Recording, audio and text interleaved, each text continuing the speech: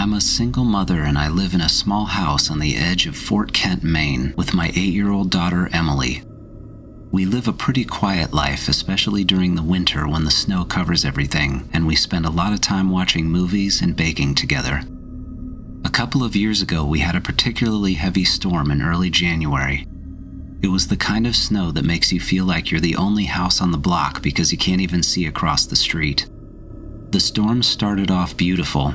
Big, fat flakes falling steadily, sticking to tree branches and turning everything into a postcard. Emily was thrilled, pressing her nose against the window and shouting about how magical it looked. I remember sitting by the wood stove that evening, feeling perfectly content in our cozy little world. As night came, the snow intensified, the wind picked up, and the heavy flakes turned into a full-blown blizzard. By the time I tucked Emily into bed, it was difficult to see more than a few feet outside. I stayed up for a while longer, checking the weather updates, making sure my phone was fully charged, and laying out a little emergency kit and flashlights just in case. Around 11 o'clock, I caught the first flash of red light out of the corner of my eye. At first, I thought it was just a reflection from something inside the house, maybe a flash from the wood stove against the window or the TV. But when it happened again, I walked over to the window to get a better look because I could tell it was definitely coming from outside. The snow was coming down so hard that it was like a solid wall of white, but through it, I could see faint flashes of red light just above our house. They weren't steady or rhythmic. They would pulse really quickly and then stop for several minutes before starting again. I couldn't tell where they were coming from. They seemed to move around too. Sometimes to the left of our house, sometimes to the right, and one of the flashes looked like it was directly above us. I told myself it had to be something as simple as a snowplow's flashing lights reflecting off the storm, or possibly even small flashes of lightning. As rare as that is, I know there can actually be lightning in a snowstorm when the conditions are right. I honestly didn't know what to think. The flashes continued sporadically for about an hour. I was uneasy about it but couldn't really tell why. I shook it off and went to bed, convincing myself there was a completely normal explanation for what I was seeing, and I'd probably find out in the morning. But as I laid there in the dark, I heard a new sound. There was a faint creaking noise coming from our roof. Our house is old and it makes all kinds of noises, especially under the weight of snow every winter, but this was different. It wasn't that lower, settling sound that I was used to. It was more deliberate, like something was moving across the roof. I know that sounds ridiculous in the middle of a snowstorm, but that's what it sounded like. Almost like someone walking across the length of our roof. I got up and checked on Emily, who was sleeping soundly in her room, and then just stood in the hallway alone, listening. The creaking continued for about a minute and then stopped as abruptly as it had started. I debated walking out onto the back deck to shine a flashlight up there, but I really didn't want to put boots and a coat on, and I convinced myself that it had to be the weight of the accumulating snow. I climbed back into bed and surprisingly fell into the deepest and longest sleep I'd had in years. When I woke up the next morning, it was almost 10 a.m., which is so much later than I usually get up. Emily was already awake and playing quietly in the living room. I felt rested in a way I couldn't explain. Almost unnaturally so, but I brushed it off as a rare gift from the snowstorm. Here's where things get really strange. Over the next few weeks, things began to change for me, and it started with a voice. The first time I heard it, I was in the kitchen washing dishes. It was this faint whisper of a voice at the edge of my consciousness. It definitely wasn't saying words in English, and in fact, didn't sound like any language I'd ever heard before.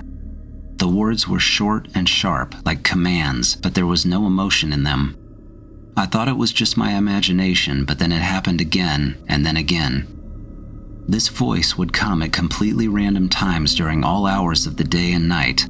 I'd be folding laundry, or helping Emily with something, or standing in the shower, and suddenly it would be there. I had no control over it. It never lasted long, only a few seconds each time, but it felt intrusive, as though it wasn't actually me thinking it. I can almost describe it as having one earbud in your ear with the volume low, but still loud enough to hear someone's voice. The tone of the voice was always low too, and it felt distinctly male. While the words meant nothing to me, the sound of them sent a chill down my spine every single time. I started to dread any moments of quiet because I'd be afraid when it might happen again. At first, I didn't tell anyone about it. I mean, what would I say? That I was hearing a voice in my head that I couldn't control or understand? I worried about Emily and how my mental state might affect her, so I tried to act as normal as possible, but by the second week, the voice was coming more often. I started to feel like I was losing control, and I couldn't stop thinking about it. The worst part was that I didn't feel like this voice was a part of me. This wasn't a stray thought or an inner monologue about things I was thinking about. It felt like something external that had somehow found its way into my mind. By the third week, I was ready to call a doctor to see what was going on, and had even started an email to a therapist I'd found online, though I hadn't sent it yet because it felt insane even sending something like that. But then, as suddenly as it all started, the voice just stopped. One day passed, then 2 days, then a full week. The silence felt almost as unsettling as the voice itself. I kept waiting for it to happen again, and it was actually starting to make me feel like a crazy person, but it never came back. Even though it's been a while since all of this happened, I still think about those few weeks every winter, especially when it starts to snow. I've never heard the voice again even once, but I can never forget it. The tone and the robotic cadence, and the way it seemed to hover just outside of my control was so disturbing. Even now, when I'm lying in bed and it's quiet, I'll catch myself straining to listen, almost sure I'm going to hear it again. The only thing that has recently started to concern me is my daughter. A few months ago, Emily asked me if I ever hear a man talking. I asked her what she meant by that, and she said that sometimes she will hear a man's voice, but she can't understand what he's saying. I told her it was probably a neighbor or someone walking by the house, but when I dug a little deeper, she told me she's heard the voice at school and in bed and even once taking a bath, and that it sounds like the same person. I'd be lying if I said I wasn't completely freaked out when she told me, but I didn't want to scare her in any way, so I stayed calm and stuck with the neighbor's voice explanation. Since she's still only 10 years old, that seemed to be perfectly acceptable to her. I really hope that what she's hearing is nothing, but I can't help thinking it's the same voice that I heard.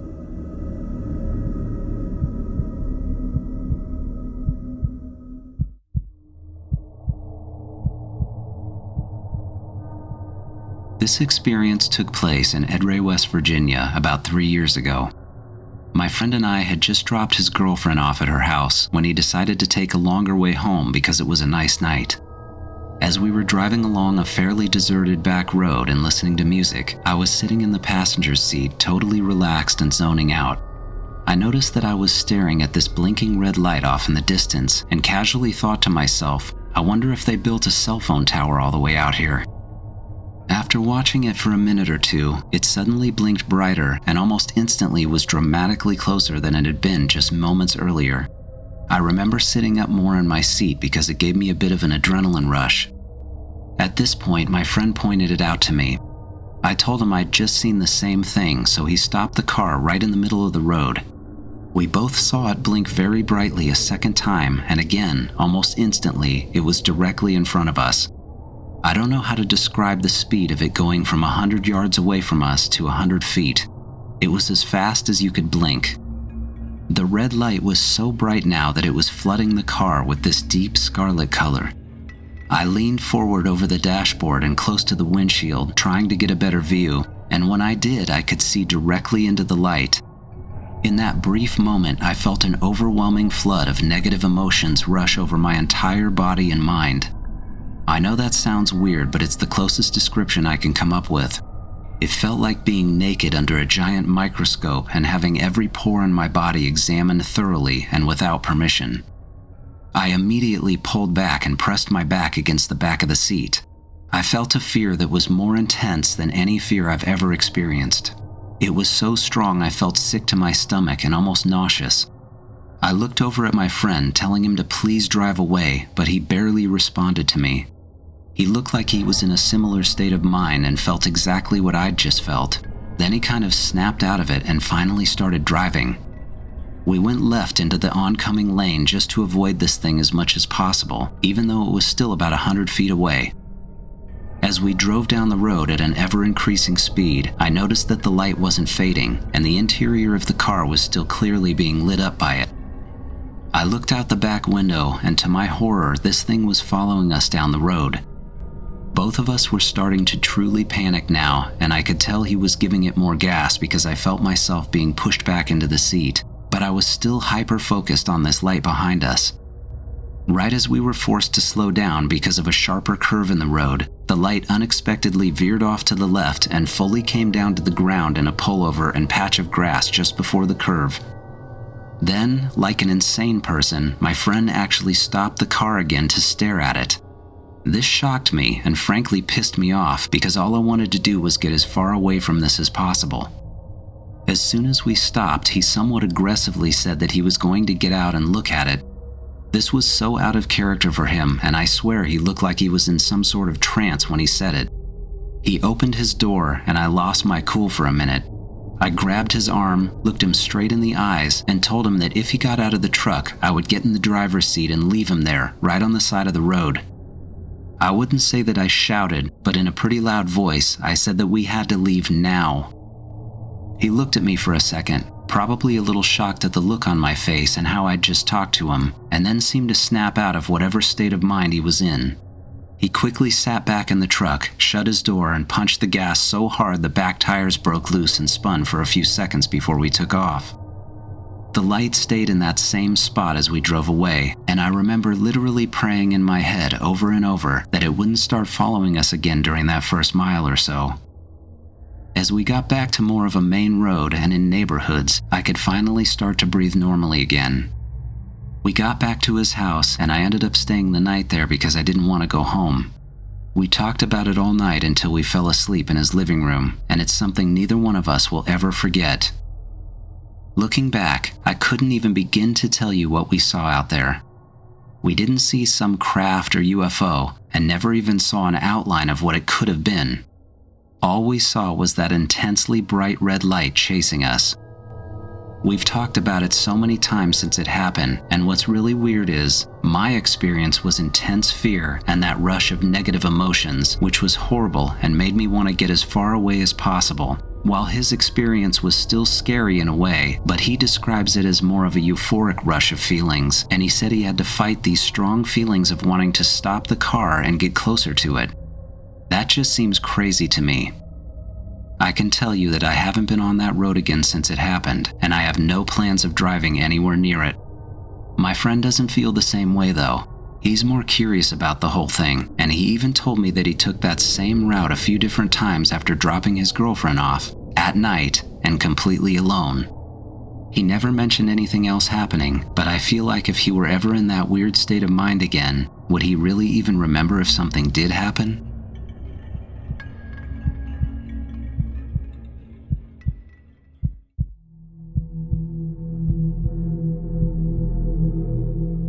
This is not my story, it's my dad's, and it's one he's only talked about a few times in my life. As a consequence of this not being my personal experience, I can't insist that I know what I saw. All I can tell you is that I wholeheartedly believe him, and he has never lied to me about anything. My dad grew up in rural Illinois, near a large woodsy area. This would have been in the early 70s, and apparently weird sightings and strange lights in that area weren't totally uncommon at that time. My dad said that he and my grandpa would sit on the porch at night and watch for things around their property for fun, and even saw something strange a time or two. The time he remembers most was a night that they saw what looked like a close star darting around the sky for several minutes, then weirdly shooting down into the ground, and it was gone. One random weekday while he was out of school on summer break, he was sitting on his bike in his driveway, having just gotten back from a friend's house down the street. My grandpa was at work and my grandma was grocery shopping, so he would be home alone for about an hour. Out of nowhere, a large black car with two men in it pulled into the driveway. Something to remember here. Not only was this a very safe, somewhat rural area, but it was over 50 years ago and people were a lot more trusting back then. These days, this would have been more concerning. After the car stopped, the door opened and a tall, fair-skinned man stepped out. He had short blonde hair, a dark suit, and black sunglasses on. Right away, my dad could tell there was something off about him. He said the guy looked too perfect with flawless skin, a childlike smile, and he was way overdressed for a hot summer day. He said the guy looked completely out of place. The man walked up to my dad and asked for his name. My dad, who was 15 at the time and a bit cocky, asked him why he wanted to know. The man smiled and explained that he just wanted to ask him a few questions and meant no harm. My dad agreed and told him his name. After that, he asked my dad if he lived there. My dad said yes and again asked why he wanted to know. The man had a completely relaxed, non-confrontational tone and seemed almost giddy, like he was talking to a much younger kid. He then asked my dad if he had recently seen, felt, or heard anything that he felt was out of the ordinary. My dad told him that he and his dad had in fact seen strange things a couple of times at night from their back porch. The man just kept smiling and asking questions, and by now my dad was feeling pretty uncomfortable. He had never seen this guy before in his life, and his behavior was weird and unsettling. Suddenly, the man's demeanor completely changed. His smile disappeared, and he looked upset. Without so much as a goodbye, he opened the car door, got inside, and drove away. After that, my dad put his bike in the garage, closed it, and went inside. I guess he told my grandma about it when she got home about an hour later, but her reaction was that they were probably there to sell their religion. As a lifelong Catholic, she hated those people. Here's where we jump forward in time and things get really weird. 30 years later, my mom and dad were in a big chain bookstore doing some early Christmas shopping. My dad said he was standing in line with a few books in his hands when he turned around and noticed a tall, fair-skinned blonde guy in a dark suit sitting at a table in the cafe section of the store, just a few feet or so from my mom. He was reading a newspaper, and sitting across from him at the small table was another man dressed exactly the same. As soon as the newspaper came down slightly, my dad got a good look at his face, and he swears with all of his heart that it was the exact same man that pulled into his driveway when he was 15. The shocking part was that he looked exactly the same, like he hadn't even aged a minute in 30 years. He was so taken aback by it that he got out of line and motioned for my mom to come over to him. I guess the guy at the table had definitely seen my dad looking at him.